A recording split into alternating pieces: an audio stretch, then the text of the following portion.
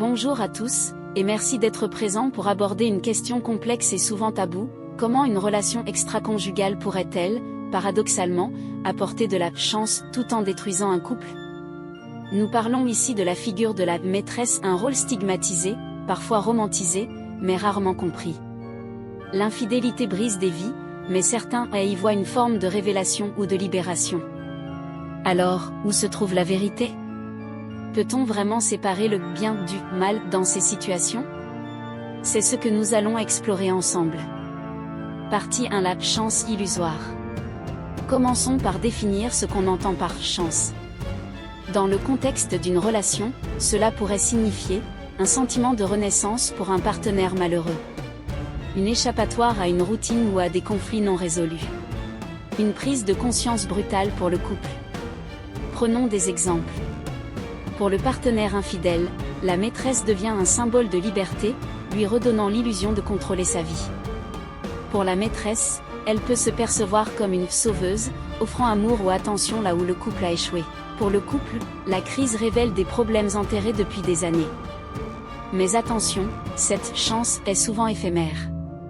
Elle repose sur des mensonges, et le prix à payer est lourd: trahison, culpabilité, et déchirure des liens de confiance. Partie 2: le mal qui fait grandir? Maintenant, posons-nous cette question provocante: une blessure peut-elle guérir une relation? Imaginons 3 scénarios. Réveiller un couple endormi, l'infidélité force le couple à consulter un thérapeute ou à enfin communiquer. Briser des chaînes toxiques, la relation extra-conjugale pousse l'un des partenaires à quitter un mariage violent ou étouffant.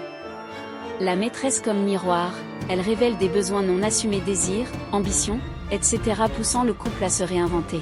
Cependant, attention au piège, la douleur de la trahison ne justifie pas les actes. La croissance post-crise demande des années de travail émotionnel. La maîtresse, souvent, paie aussi le prix de son rôle: isolement, jugement moral ou regret. Partie 3: le coup caché de la chance. Derrière chaque histoire de chance, il y a des victimes collatérales, les enfants, leur stabilité émotionnelle est ébranlée.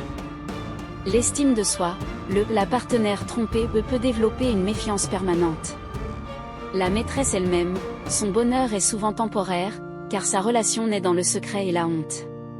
Et si la chance était en réalité une fuite en avant? Une manière d'éviter les vrais problèmes? Comme le dit le proverbe, l'herbe semble toujours plus verte ailleurs, jusqu'à ce qu'on la traverse. La douleur de la trahison ne justifie pas les actes. La croissance post-crise demande des années de travail émotionnel. La maîtresse, souvent, paie aussi le prix de son rôle: isolement, jugement moral ou regret.